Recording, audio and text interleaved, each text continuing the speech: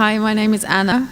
I want to ask, what happens to non-Muslims who have never been exposed to Islam? And what if a non-Muslim says that the miracles of Jesus are bigger than the ones that Muhammad performed?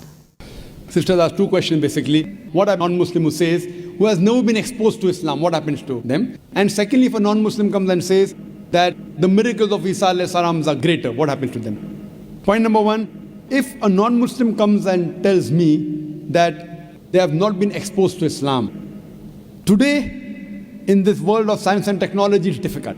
Maybe if you asked this question 50 years back, it was possible.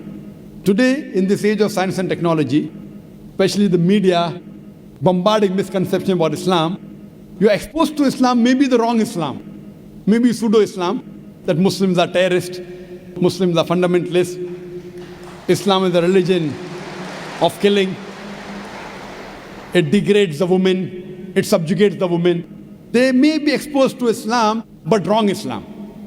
Now what happens to a non-Muslim who's not exposed to the right teachings of Islam?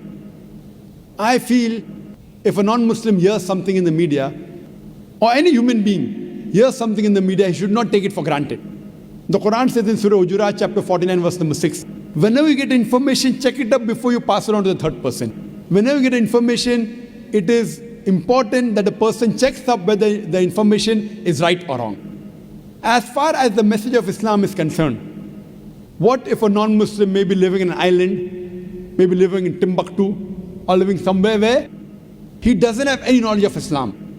First, it's the duty of every Muslim to convey the message to non-Muslim, irrespective whether we convey or not. Allah says in the Quran in Surah Fusilat, chapter number 41, verse number 53, Allah says, سَنُورِيهِمْ آيَاتِنَا فِي الْآفَاقِ وَفِي أَنفُسِهِمْ حَتَّى يَتَبَيَّنَ أَنَّهُ الْحَقُّ. That soon we shall show them our signs in the furthest regions of the horizons until it is clear to them that this is the truth. Allah says that He will show the signs to every human being before the human being dies.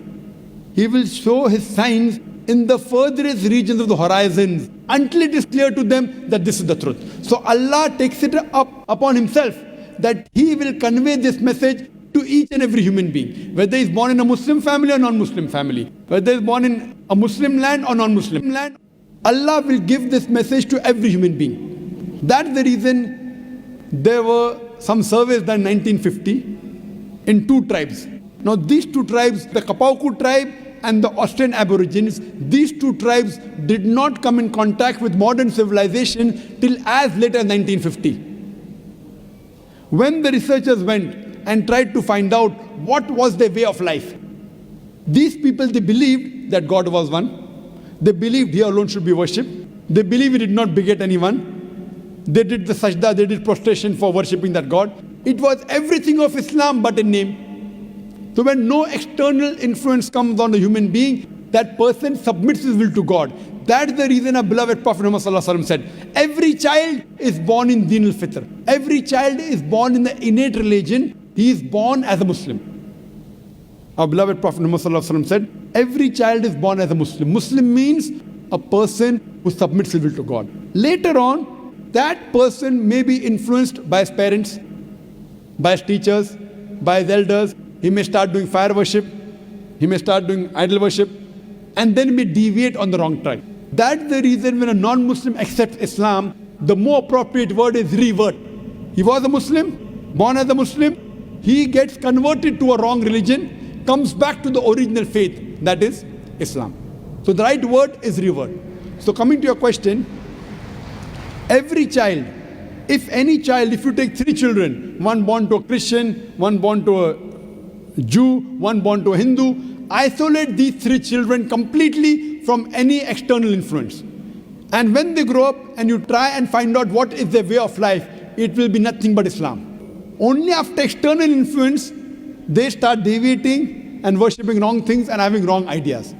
This is scientifically proven. Furthermore, sister, where your second question is concerned, that what if someone doesn't know Islam and thinks that Jesus Christ did miracles?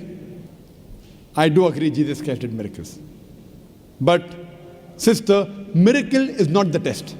If you believe in Jesus Christ, peace be upon Him, if you read in the Bible, Jesus Christ, peace be upon Himself, says in the Gospel of Matthew, chapter number 24, verse number 24, it says that, "For there shall arise many false Christ and false prophets, and will do wonders and miracles, and if it were possible, shall deceive the very elect." So Jesus Christ, peace be upon him, says miracle is not the test. There shall arise many false Christ and false prophets, and shall do wonders and miracles, and if it were possible, shall deceive the elect. That means Jesus Christ, peace be upon him, says miracle is not the test. Miracle does not make a person a god. Miracle does not make a person superior, because all the miracles that were done by all the prophets were done by Almighty God himself. All the miracles. All the miracles done by Moses, the parting of the sea, when he threw the stick, it became into a snake. It was done by Almighty God. All the miracles that Isa alayhi salam, Jesus Christ, peace be upon him, did were done by Almighty God. Same with Prophet Muhammad, peace be upon him, splitting of the moon were done by Almighty God. I would like to tell you that Islam is the only non-Christian faith which makes an article of faith to believe in Jesus Christ, peace be upon him. No Muslim is a Muslim if he does not believe in Jesus Christ, peace be upon him. We believe that he was one of the mightiest messengers of Almighty God. We believe that he was the Messiah, translated Christ. We believe that he was born miraculously without any male intervention, which many modern day Christians today do not believe. We believe that he gave life to the dead with God's permission. We believe that he healed those born blind and lepers with God's permission. The Christians and the Muslims, we are going together. But one may ask, then where is the parting of ways? The parting of ways is that most of the Christians, they believe that Jesus Christ, peace be upon him, was Almighty God. They believe that Jesus Christ, peace be upon him, claimed divinity. In fact, if you read the Bible, there is not a single unequivocal statement in the complete Bible where Jesus Christ, peace be upon him, himself says that I am God, or where he says worship me. If, sister, you can point out any unequivocal statement, any unambiguous statement from any version of the Bible in which Jesus Christ, peace be upon him, himself says that I am God, or where he says worship me, I am ready to accept Christianity today.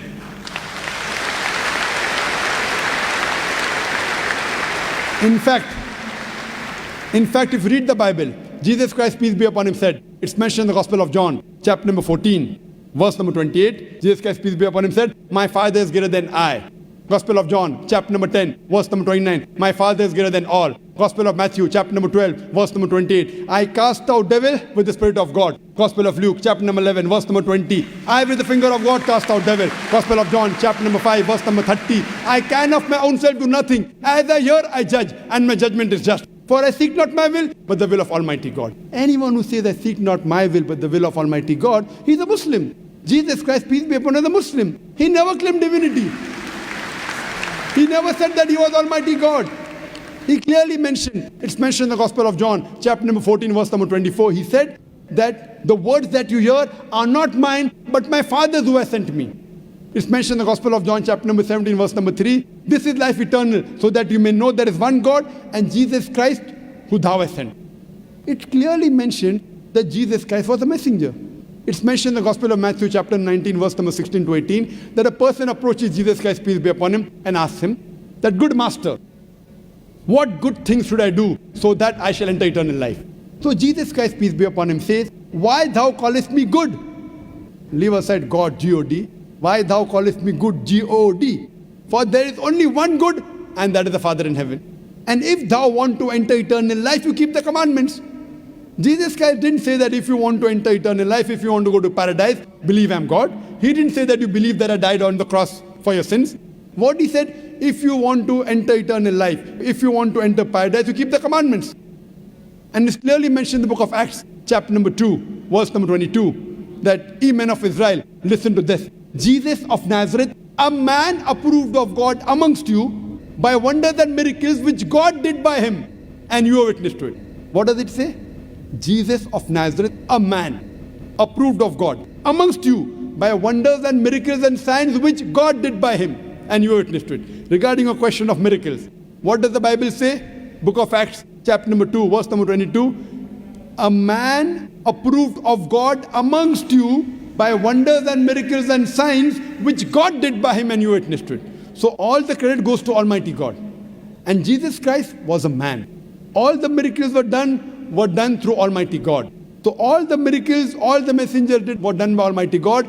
They came to testify there was one God. But Jesus Christ also said in the Gospel of John, chapter number 16, verse number 12 to 14, that I have many things to say unto you, but ye cannot bear them now. For he, when the Spirit of truth shall come, he shall guide you unto all truth. He shall not speak of himself. All that here shall he speak.